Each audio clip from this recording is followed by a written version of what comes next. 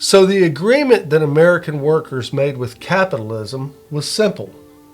We'd give up roughly half of our waking life, about 80,000 hours over a lifetime, to work, to toil, to build. And in return, we were promised a decent existence.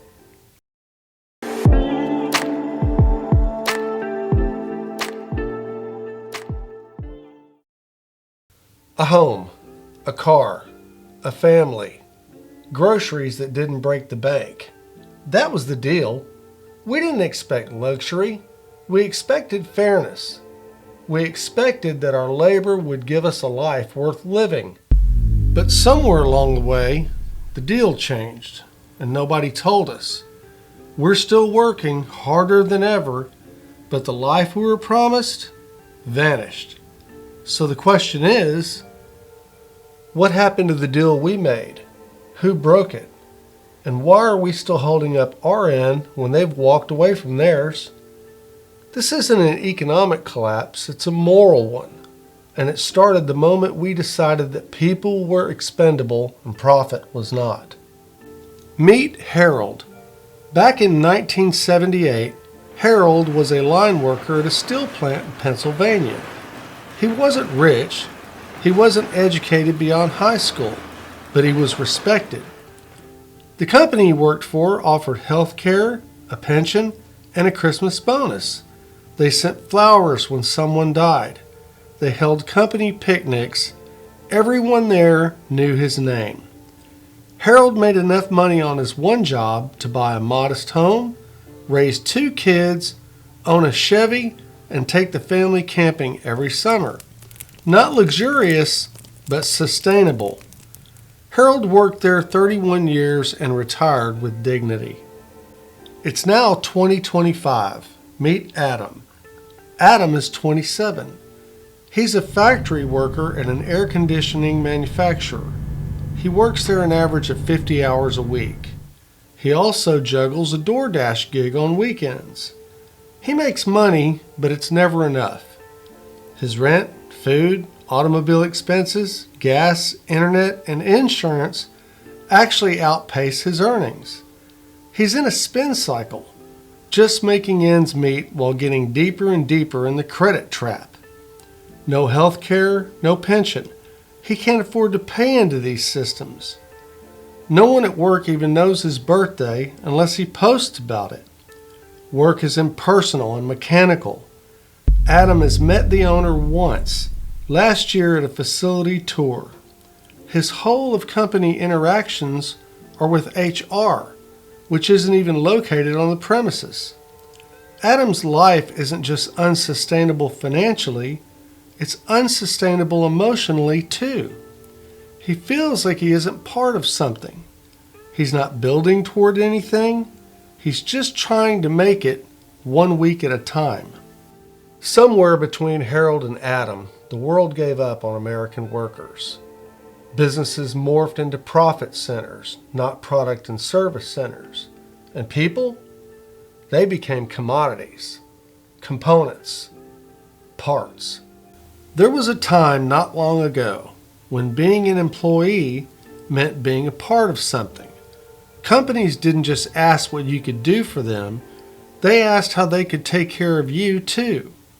Healthcare, pensions, lunch breaks, job training, unions, even childcare. These weren't luxuries, they were expectations. And you formed relationships. You knew your boss and they knew you. You weren't just a cog in the machine, you were family. You were an investment. And at that time, the quality of the product or service that you helped provide was the goal of the day, not the amount of widgets that you could produce or how cheap they could be made. You had pride in your work and pride in your life. So fast forward to now. You're a number, a line item on a spreadsheet, a cost center to be optimized or outsourced. You know, we used to care about craftsmanship. Now we care about efficiency. We used to ask, is this a good product? Now we ask, how can we maximize profit on this item? This shift didn't just hurt the economy, it destroyed our sense of identity, and it took away our autonomy. In 1979, the average CEO made about 30 times what their employees made.